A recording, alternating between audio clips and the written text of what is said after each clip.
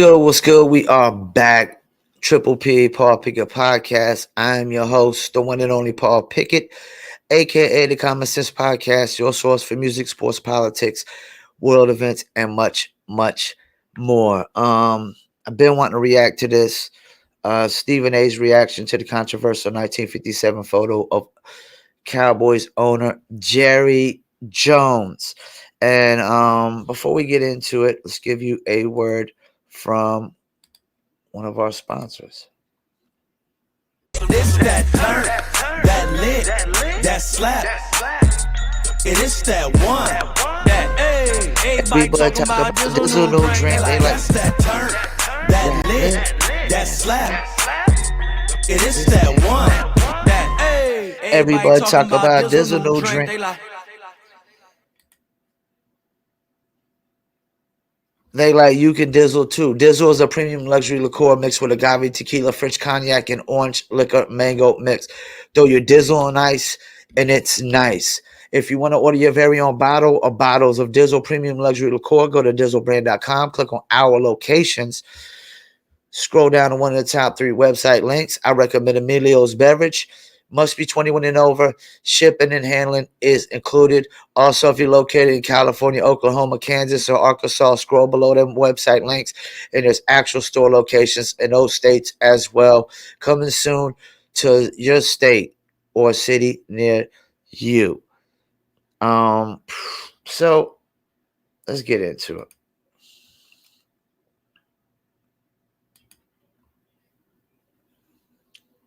Context here. The Cowboys are one of 7 teams not to have had a black head coach and have had 2 black coordinators since Jones has owned the team, but their highest football executive vice president of player personnel, Will McClay, is black. Jones has complied with the Rooney Rule, in which teams have to interview minority candidates. Jones said his decisions are made for business reasons, not race. Stephen A., your reaction to all of this? I'm pretty pissed off. And let me say this. I'm pissed off, but not for reasons that people would think. I'm very, very fond of Jerry Jones, and I'm not hiding that from anybody. And he's a Cowboys hater, too. But I'm pissed off because he doesn't deserve what just happened. Let's put this in context. Stephen A. Smith said, I'm very, very fond of Jerry Jones. But he hates the Dallas Cowboys fans. And he goes in on the Cowboys more than anything. So you talk about a non-bias. You know, you hate the Cowboys fans, but you love Jerry Jones. Let's go. He doesn't deserve it. One report, our report I agree. said he was 14 years old. Yeah. 14. Another report said he was 15 years old. At minimum, that's 65 years ago. You're going to bring up a picture of Jerry Jones standing at it's cancel culture. Protest. No question what was happening is not something that anybody as a black person should be appreciative about. I agree. 6 students at that particular North Little Rock High School that was trying to desegregate the school. I agree. Should be okay with it. Nobody should be okay with that. Regardless of We race. understand that. We get all of that.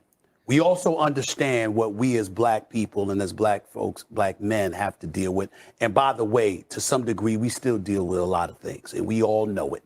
Racism is alive and well. Bigotry and prejudice is alive and well. We get all of that. What I'm saying is, here's the part that bothers me. You want to get on Jerry Jones and his track record, fine. In 2003 or so, you know what? You should have hired. Dennis Green shouldn't have got an interview on the phone. It should have been an in-person interview. Right. You should have followed the letter of the rule or the law as it pertained to the Rooney Rule. He wanted Bill Parcells, universally recognized one of the greatest football coaches we've ever seen. It was clear he wanted Bill Parcells. Nobody else was going to have a chance of getting that job. That's what he wants to do. You want to malign him for that? Fine. You want to point out that he's one of 7 black NFL owners that's never hired an African-American as a head coach? Fine, do all of that. Attack him for that. Go ahead, no problem. I see a plethora of African-Americans employed by him. I see black players who played for him who rave about this man and what he's done for them on a personal level. But if you want to go by his hiring record when it comes to head coaches, No problem. Can't go the executive route because we know it's him. You know what I'm saying? You want to be the president, the GM, the owner. You want to do everything. And then he's got his children that he leads on as well. So you can't go the executive route. But you want to get on him about the head coaches, fine. But you're going to bring up a photo of him when he was 14, 15 years old. That's what they do. 65 or 66 years ago. That's what they do. This is where cancer culture gets into the Thank mix. you. And Thank you're you. making an attempt Thank you. to eradicate him, what he stands Thank for, you. and all he has done. I will remind you, we've had Senator Robert Byrd, who passed away a few years ago. That was a member of the KKK. We've had other politicians, you know, whose record, who didn't want the segregate, who didn't want desegregation. Right. The George Wallaces of the world, the Bull Connors of the world, and others, okay? We've seen all of this. We've had elected officials on Capitol Hill that are implementing and legislating policy that affects our lives. But we're going to go to Jerry Jones. And by the way, I don't have a problem with the photo. I don't have a problem. If he was 30, 35, 40 years old, that's different. Right. 14, 15 years old. 14, 15 years old. Right. So now some folks are going to get to look at Jerry Jones, and who's from Arkansas. It's the South. We understand what the South represented. You understand what I'm saying? in North Carolina. When slavery ended with the Emancipation Proclamation, you talk about 1863 and what have you. What did Dr. Martin Luther King talk about? Well, you didn't give black folks nothing. You ridded slavery from them, but you gave them no land. But you gave white peasants from Europe land in the West and the Midwest, okay? So we understand from an historical perspective where it all comes from, what the South represented at least once upon a time, and in some people's eyes still to this day. But we're going to lean on somebody when he was 14, born and raised in the South, and we're going to pick it up 66 years later to say, you know something? Yeah. You ain't hire a black coach. I think that's pretty low. I agree with everything he said. I can't argue, dispute anything he said. And the timing of this is really funny to me. It comes in the midst of this Kanye and Kyrie thing, and then they start comparing apples to oranges. That's what, you know, I'm glad Stephen A. Smith brought up the cancel culture, because I said it before he said it.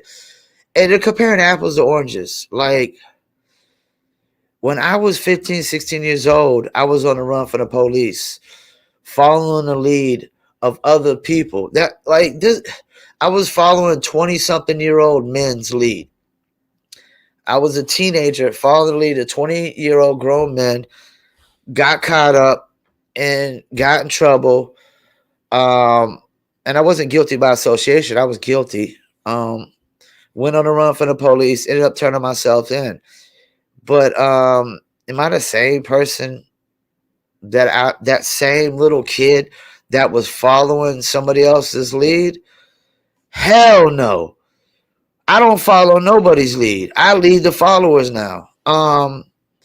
You know, I got mentors and friends that, you know, they can make suggestions and I'll help them assist in the things that they're trying to lead in, but like, no, I'm not a follower, you know.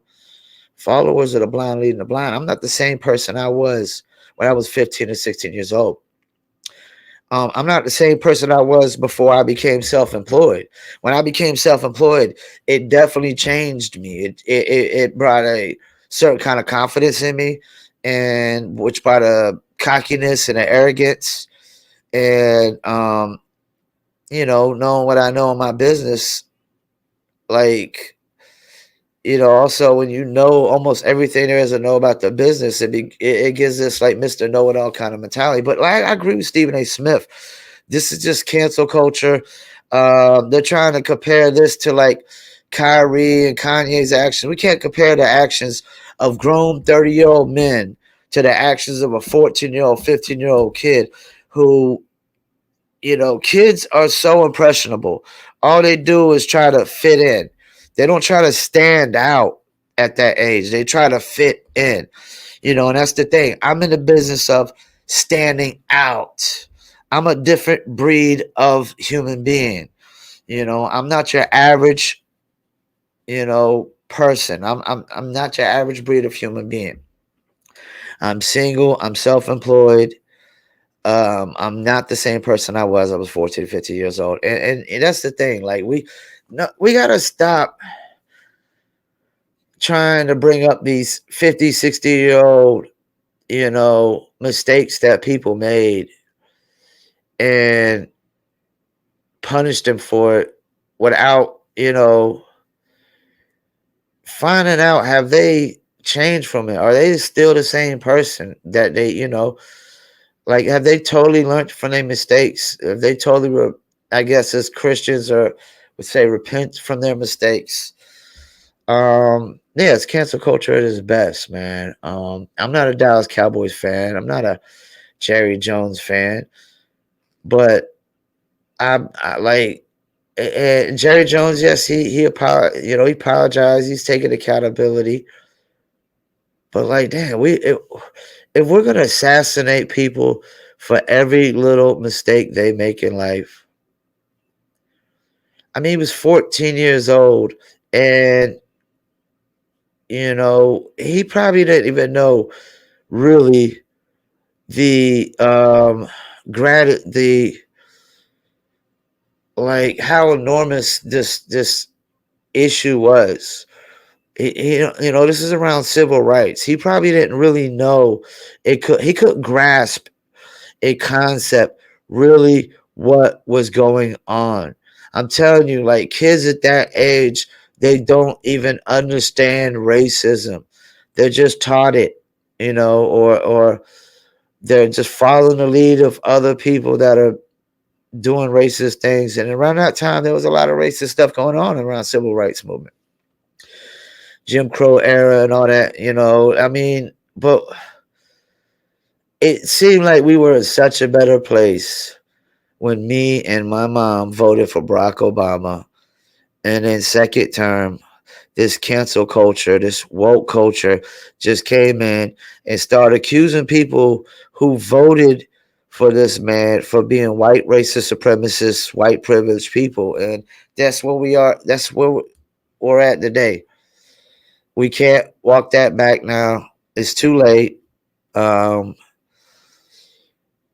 it's very interesting. It's going to be interesting seeing where America goes going forward, man, because they've literally, you know, like took racial relationships back like probably 100 years by calling half of, you know, America white supremacists, bigots, transophobes, homophobes, and they've done it. I mean, I'm not saying all Democrats, but enough of these far left liberal Democrats have gotten on camera, have gotten on video, and there's proof of them calling half of America white racists, supremacists, bigots, homophobes, and transphobes. And you can't walk that back. It's too late. You can't go in front of the camera again and apologize and say, I'm sorry. There's nothing you can do now. You just got to hope that wounds will heal over time, I guess. But yeah, I'm with Stephen A on this 1,000%, man. I don't even got to hear what Bart Scott has to say. And if he don't even agree with Stephen A. Smith, then he's just a race baiter, as far as I'm concerned. Once again, I thank y'all for tuning in, Paul Pickett Podcast, and I'm out.